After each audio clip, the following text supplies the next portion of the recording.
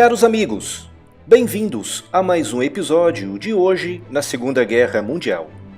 No episódio de hoje, tentarei responder uma questão que aparece muitas vezes aqui no canal e lá na página. Com a Europa continental completamente controlada pelo eixo, e como Portugal e Espanha eram governados por regimes fascistas, por que esses países não combateram na guerra?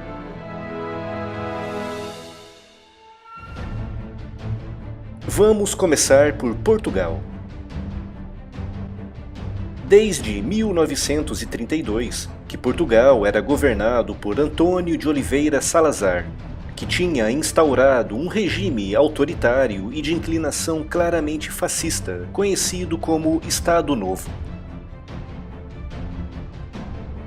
Tremendamente nacionalista, conservador e corporativista, pregava o combate ao comunismo, ao socialismo, ao anarquismo e ao liberalismo.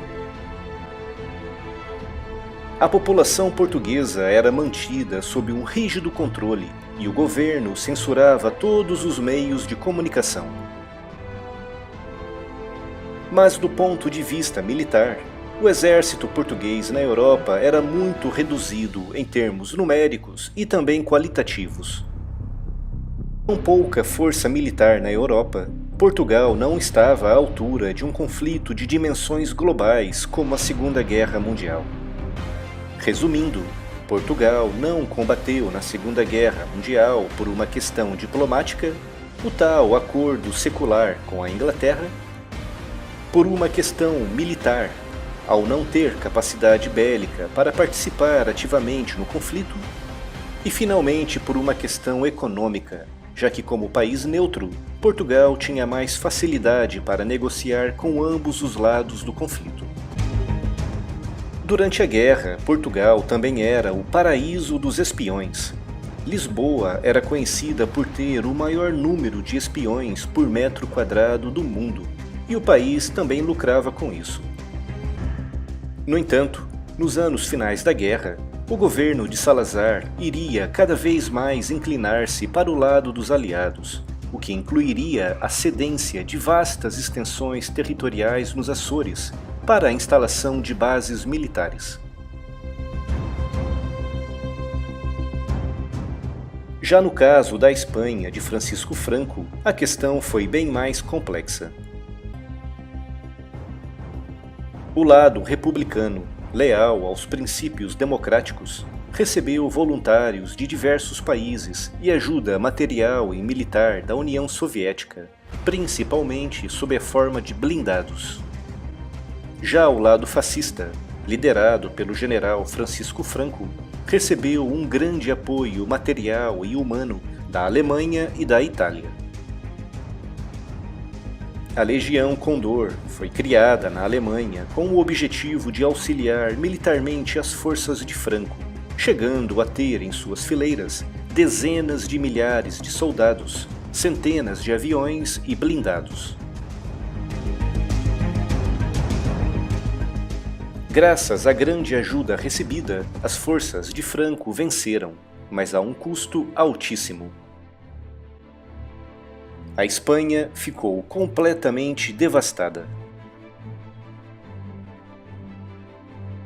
Foram quase 3 anos de combates brutais e sangrentos que causaram muitas perdas humanas e grandes danos em todas as infraestruturas do país.